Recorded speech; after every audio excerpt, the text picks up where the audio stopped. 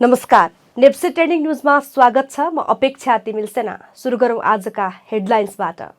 केही सुधार हुन खोजेको बजारमा फेरि पनि लगानीकर्ता त्रसित। कारोबार रकम फागुन 15 यताकै न्यून। केही कम्पनीमा किता कलेक्ट हुँदै सिजनमै बजार घटेपछि अन्यलमा लगानीकर्ता। प्राविधिक रूपमा बजार स्थिर।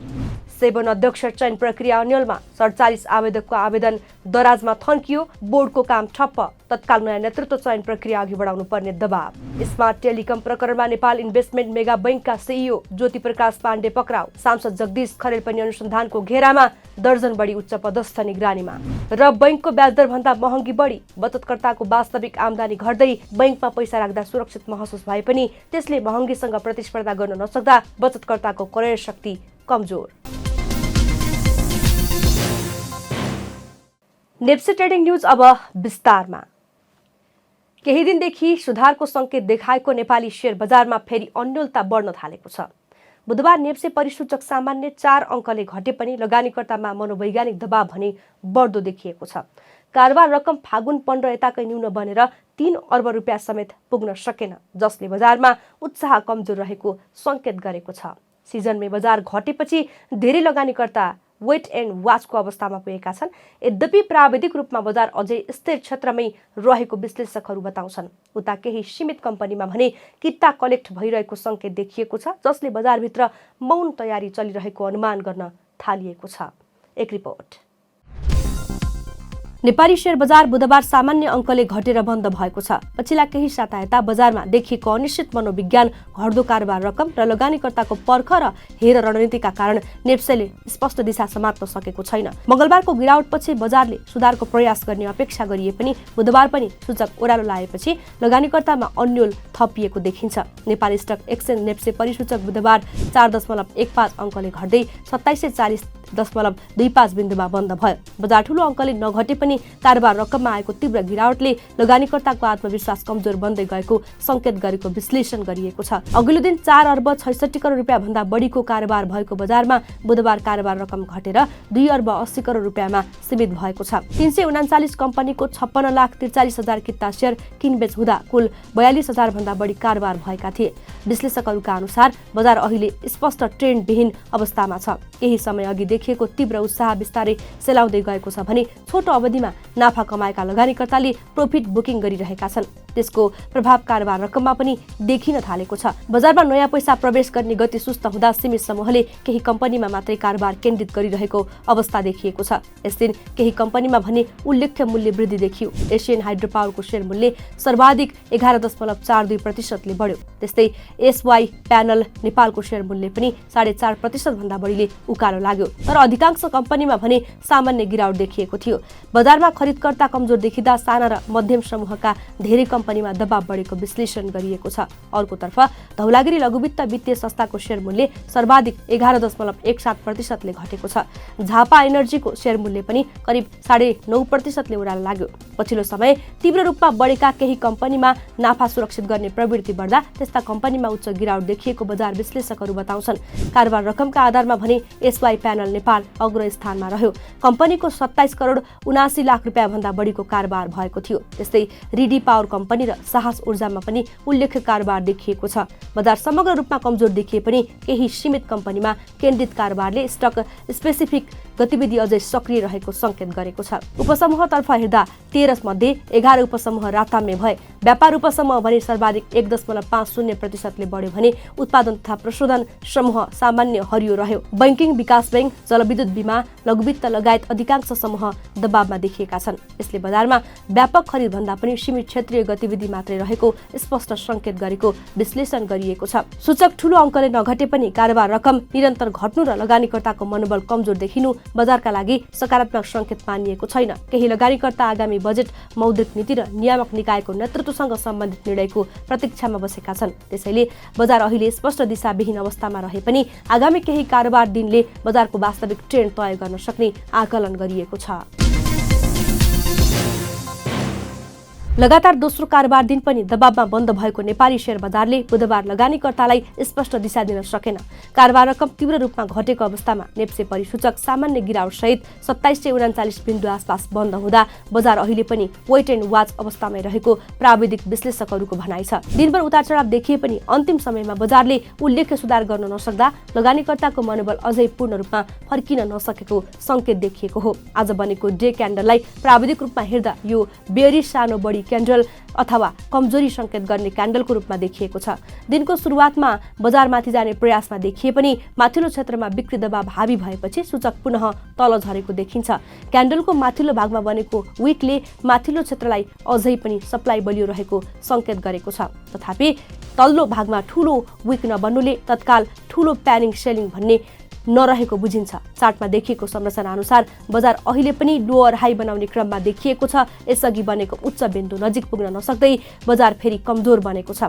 विशेष गरी 2879 देखि 2911 को क्षेत्रलाई चार्टमा बलियो रेजिस्टेन्सको रूपमा देखाइएको छ। बजारले पछिल्ला प्रयासहरूमा यो क्षेत्र तोड्न नसक्दा छोटो अवधिको ट्रेन्ड अझै दबावमै रहेको संकेत मिलेको छ। यद्यपि सकारात्मक पक्ष पनि पूर्ण रूपमा समाप्त भइसकेको अवस्था भने छैन। चार्टमा देखिएको मुख्य ट्रेन्ड लाइन अझै पूर्ण रूपमा ब्रेक भएको छैन। बजार अहिले 2677 बिन्दु आसपासको सपोर्ट जोन भन्दा माथि टिकिरहेको छ, जुन छोटो अवधिका लागि महत्त्वपूर्ण आधार क्षेत्र मानिएको छ। यदि बजारले यो क्षेत्र जोगाउन सफल भयो भने फेरि माथिल्लो उछालको सम्भावना कायम रहन सक्ने विश्लेषण गरिएको छ। चार्टमा प्रयोग गरिएको एचएच, एचएल र एलएच संरचनाले बजारमा अहिले स्पष्ट दिशाहीनता देखाएको छ। केही समय अघि बजारले हायर हाई र हायर लो बनाउँदै सुधारको संकेत दिएको थियो, तर पछिल्लो चरणमा फेरि लोअर हाई बन्न थालेपछि खरिदकर्ता कमजोर हुँदै गएको बुझिन्छ। यसले बजारमा ठूलो पैसा अझै पूर्ण रूपमा प्रवेश नगरेको संकेत पनि दिएको छ। त्यस्तै चार्टमा देखिएको चोच अर्थात् चेन्ज अफ क्यारेक्टर संकेतले बजारको गति पटक पटक परिवर्तन भइरहेको देखाएको छ। केही समय अघि बनेको बुलिस संरचना अहिले कमजोर बन्दै गएको छ। विशेष गरी कारोबार रकम लगातार घट्नुले पनि बजारमा विश्वास कमजोर भएको पुष्टि गरेको विश्लेषण गरिएको छ। भोलिका कारोबारका लागि 2677 बिन्दु निकै महत्त्वपूर्ण देखिएको छ। यदि बजार यो क्षेत्रभन्दा तल झर्यो भने 2608 र त्यसपछि 2568 बिन्दुसम्म दबाव बढ्न सक्ने सम्भावना देखिन्छ। अर्कोतर्फ बजारले पुनः सुधारका लागि 2788 बिन्दुभन्दा माथि बलियो क्लोजिङ दिनुपर्ने देखिन्छ। त्योभन्दा माथि गए मात्रै 2879 र 2911 को रेजिस्टेन्स क्षेत्रमा पुनः परीक्षण हुने सम्भावना रहने विश्लेषण गरिएको छ। समग्रमा हेर्दा आजको चार्टले बजार तत्काल ठूलो दुर्घटनातर्फ गएको भन्दा पनि कमजोर हुँदै स्थिर रहेको अवस्था देखाएको छ। कारोबार रकम न्यून हुनु, माथिल्लो क्षेत्रमा बिक्री दबाव बढ्नु र सूचकले लगातार लोअर हाई बनाउनु छोटो अवधिका लागि सावधानीको संकेत भए पनि मुख्य सपोर्ट अझै जोगिएकाले बजार पूर्ण रूपमा नकारात्मक भइसकेको निष्कर्ष निकाल्न भने हतार हुने विश्लेषकहरू बताउँछन्। नेपाल धितोपत्र बोर्ड सेबुनको अध्यक्ष चयन प्रक्रिया फेरि अन्यलमा परेको छ। अध्यक्ष छनौट समितिका संयोजक डाक्टर गुडाकर भट्टले स्वार्थबाजिने अवस्था सिर्जना भएको भन्दै राजीनामा दिएपछि प्रक्रिया रोकिएको हो। सेबुनका तत्कालीन अध्यक्ष सन्तोष नारायण श्रेष्ठले वैशाख 4 गते पदबाट राजीनामा दिएपछि सरकारले वैशाख 8 गते राष्ट्रिय योजना आयोगका उपाध्यक्ष डाक्टर गुडाकर भट्टको संयोजकत्वमा 3 सदस्यीय छनौट समिति गठन गरेको थियो। समितिमा अर्थ सचिव घनश्याम उपाध्याय र पूर्व बैंकर भुवन कुमार दाहाल सदस्य रहेका थिए। तर अध्यक्ष पदका लागि आवेदन दिएका 47 जना मध्ये डाक्टर गुडाकर भट्टका नजिकका नातेदार डाक्टर गोपाल प्रसाद भट्ट पनि प्रतिस्पर्धी भएपछि निष्पक्षतामाथि प्रश्न उठ्न सक्ने भन्दै उनले वैशाख 24 गते संयोजक पदबाट राजीनामा दिएका हुन्। भट्टको राजीनामापछि 1 साताभन्दा बढी समय बितिसक्दा पनि सरकारले नयाँ संयोजक तोक्न सकेको छैन। आवेदन प्रक्रिया भने यसअघि नै सम्पन्न भइसकेकाले अहिले 47 जना आवेदक अन्यलमा परेका छन्। धेरै आवेदकहरूले हालको आवेदन कायम राखेर नयाँ संयोजक मार्फत प्रक्रिया अघि बढाउन माग गरेका छन्। सेबुन लामो समय नेतृत्वविहीन हुँदा आइपिओ निष्कासन, हकप्रद शेयर स्वीकृति तथा अन्य नीतिगत निर्णयहरू प्रभावित भइरहेका छन्। पुँजी बजारसँग सम्बन्धित महत्त्वपूर्ण निर्णय रोकिँदै जाँदा सरकारले तत्काल नयाँ नेतृत्व चयन प्रक्रिया अघि बढाउनु पर्ने दबाव बढेको छ। नेप्से ट्रेडिङ न्युजमा पालो भएको छ ब्रेकको। यात्रा फर फन कोटेश्वरमा कार्यालय भएको नेपालको एक प्रतिष्ठित ट्राभल्स हो, जसले हाल 60वटा भन्दा बढी देशमा भिजिट भिसा लगाउन सहजीकरण गर्दै आएको छ। यात्रा फर फनले युरोपदेखि अमेरिकासम्म, चाइना, मकाउदेखि थाइल्यान्ड, मलेसिया, सिङ्गापुरसम्म भिजा लगाउन तपाईलाई सहजीकरण गर्नेछ।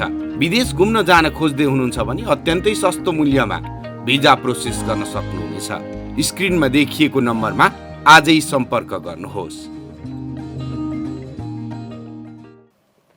ब्रेकपछि स्वागत छ। अब बाँकी समाचार।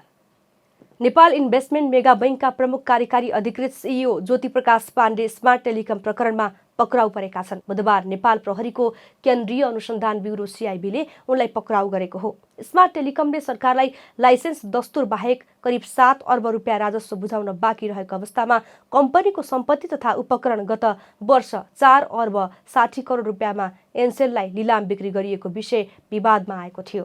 बैंकले 2082 साउन 23 गते ऋणी सर्वेश जोशीको नाममा कर्जा चुक्ता गर्न 35 दिने सूचना जारी गरेको थियो। त्यसपछि स्मार्ट टेलिकमका अध्यक्ष समेत रहेका सर्वेश जोशीले भदौ 20 गते कम्पनीको सम्पत्ति लिलाम बिक्री गर्न सहमति सहित बैंकलाई लिखित अनुरोध गरेका थिए। सोही आधारमा बैंकले असोज 3 गते 15 दिने लिलाम सूचना प्रकाशित गरेको थियो। यस प्रकरणमा पूर्व सञ्चार मन्त्री तथा राष्ट्रिय स्वतन्त्र पार्टीका सांसद जगदीश खरेलको नाम पनि चर्चामा आएको छ। यसअघि स्मार्ट टेलिकमका तत्कालीन प्रबन्ध निर्देशक सर्वेश जोशीलाई पनि ठगी तथा आपराधिक विश्वासघात सम्बन्धी कसुरमा पक्राउ गरिसकिएको छ।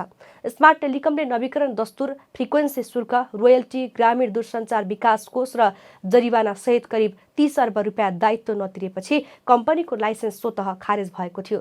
लाइसेन्स जोगाउन कम्पनीले उच्च अदालत पाटनमा रिट दायर गरे पनि अदालतले अन्तरिम आदेश दिन अस्वीकार गरेको थियो। अदालतको आदेशपछि नेपाल दूरसञ्चार प्राधिकरणले स्मार्ट टेलिकमको सम्पत्ति आफ्नो स्वामित्वमा ल्याउन प्रक्रिया अघि बढाएको थियो। तर लाइसेन्स खारेज भएको लामो समय बित्दा पनि मूल्याङ्कन समिति गठन हुन सकेको थिएन। सन् 2013 मा युनिफाइड लाइसेन्स पाएको स्मार्ट टेलिकमले सन् 2008 देखि ग्रामीण क्षेत्रमा मोबाइल सेवा सञ्चालन गर्दै आएको थियो। नेपालमा बैंकमा पैसा राखेर पाइने ब्याजदर भन्दा बजारको महँगी दर बढी देखिएको छ। नेपाल राष्ट्र बैंकको पछिल्लो तथ्याङ्क अनुसार चालु आर्थिक वर्ष 2082-83 को चैत्र मसान्तसम्म वार्षिक मुद्रास्फीति 4.47% पुगेको छ। तर वाणिज्य बैंकहरूले निक्षेपमा दिने औसत ब्याजदर भने 3.40% मा सीमित रहेको छ। यसको अर्थ बैंकमा पैसा राख्ने सर्वसाधारणले नाममात्र ब्याज पाए पनि वास्तविक रूपमा भने बचतको मूल्य घटिरहेको छ। महँगी दरलाई समायोजन गर्दा निक्षेपकर्ताको वास्तविक प्रतिफल करिब 1.07%ले नकारात्मक रहेको देखिन्छ। अर्थात् बैंकमा राखेको रकमबाट आएको ब्याजले बजारमा बढेको मूल्य धान्न नसक्ने अवस्था बनेको हो। पछिल्लो समय बैंकिङ प्रणालीमा तरलता अत्याधिक बढेसँगै बैंकहरूले निक्षेपमा दिने ब्याज दर लगातार घटाइरहेका छन्।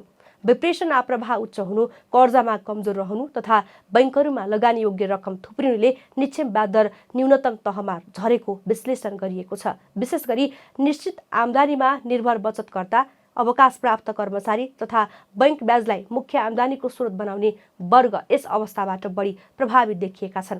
बैंकमा पैसा राख्दा सुरक्षित महसुस भए पनि यसले महँगीसँग प्रतिस्पर्धा गर्न नसक्दा बचतकर्ताको क्रय शक्ति कमजोर बन्दै गएको अर्थविदहरू बताउँछन्। अर्थतन्त्रमा महँगी नियन्त्रणभित्रै देखिए पनि ब्याज दर त्यसअनुसार समायोजन हुन नसक्दा निक्षेपकर्तामा निराशा बढ्न थालेको छ। पछिल्लो समय केही लगानीकर्ता बैंक निक्षेपबाट पैसा निकालेर शेयर बजार, सुन, घरजग्गा वा अन्य वैकल्पिक क्षेत्रमा लगानी गर्न आकर्षित हुन थालेको विश्लेषण पनि गरिएको छ। बैंकिङ क्षेत्रका जानकारहरूका अनुसार अहिलेको अवस्थामा केवल निक्षेप वृद्धि हुनु मात्रै सकारात्मक सङ्केत होइन। बचतकर्ताले वास्तविक प्रतिफल पाउने वातावरण बन्न नसके दीर्घकालमा बैंकिङ प्रणाली प्रतिको आकर्षण समेत कमजोर हुन सक्ने उनीहरूको भनाइ छ। हामी नेप्से ट्रेडिङ न्युजको अन्त्यमा आइपुगेका छौँ। जाँदै हेडलाइन्स पुनः एकपटक। केही सुधार हुन खोजेको बजारमा फेरि पनि लगानीकर्ता त्रसित। कारोबार रकम फागुन 15 यताकै न्यून। केही कम्पनीमा किता कलेक्ट हुँदै सिजनमै बजार घटेपछि अन्यलमा लगानीकर्ता, प्राविधिक रूपमा बजार स्थिर। 7 अध्यक्ष चयन प्रक्रिया अन्यलमा 47 आवेदकको आवेदन दराजमा थन्कियो। बोर्डको काम ठप्प। तत्काल नयाँ नेतृत्व चयन प्रक्रिया अघि बढाउनु पर्ने दबाव। स्मार्ट टेलिकम प्रकरणमा Nepal investment mega बैंकका CEO Jyoti Prakash Pandey पक्राउ। सांसद जगदीश खरेल पनि अनुसन्धानको घेरामा। दर्जन बढी उच्च पदस्थ निगरानीमा।